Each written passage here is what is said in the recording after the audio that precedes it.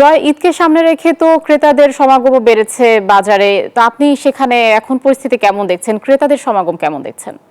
ধন্যবাদ আয়েশা আপনাকে। আমরা ঈদের কেনাকাটা ব্যস্ততা একটু দেখানোর চেষ্টা করছি। দেখতে পাচ্ছেন যে শুধু পোশাক না, পোশাক ছাড়াও কিন্তু আনুষঙ্গিক সেমাই থেকে নিয়ে অন্যান্য যে আইটেমগুলো আছে সেগুলো কিন্তু আসলে ঈদের অনুষঙ্গ হয়ে থাকে।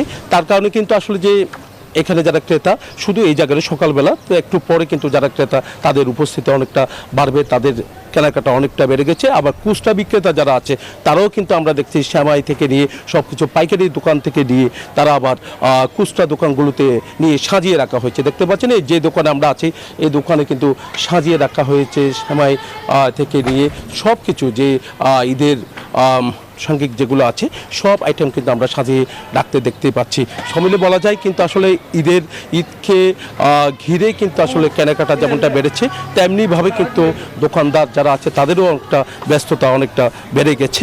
তবে তারা বলছেন যে আরও কিছুদিন পর বলতে চাই ঈদের সময় যেহেতু যত গণিয়ে এসছে ততই কিন্তু আসলে দেখা যাচ্ছে এই যে ঈদের যে কেনাকাটার ব্যস্ততা, পোশাক কেনাকাটার ব্যস্ততা যেমনটা বেড়ে গেছে, অনেকজন কিনেই ফেলছে। একই সাথে যে অনুষঙ্গ যেগুলো আছে সেগুলি কেনাকাটারও অনেকটা ব্যস্ততা বেড়ে গেছে। তো এখানে যারা বিক্রেতা আছে তারা বলছেন তো যত দিন বাড়ছে ঈদের সময় যত গণিয়ে এসছে তত কিন্তু তাদের বেচা বিক্রি বেড়েছে বলে আমাদেরকে জানিয়েছে যারা ক্রেতা। তারা বলছেন যে এই সুযোগটাকে কাজে লাগিয়ে যারা দোকানি আছে, দোকানদার আছে তারা কিন্তু আসলে অনেক দাম বাড়িয়ে দিচ্ছে। একই সাথে যে নারিকেলের দামটা কিন্তু আমরা দেখছি অনেক বেশি। নারিকেল এখন 150 টাকা থেকে 120 টাকার নিচে কোনো নারিকেলে পাওয়া যাচ্ছে না। তবে আমদানিকৃত যে নারিকেল সেই নারিকেলের দামটা কিছুটা কম আছে বলে আমাদেরকে জানিয়েছেন। এই ছিল আমার এখানকার সর্বশেষ। ফিরে যাচ্ছি স্টুডিওতে আয়েশার কাছে।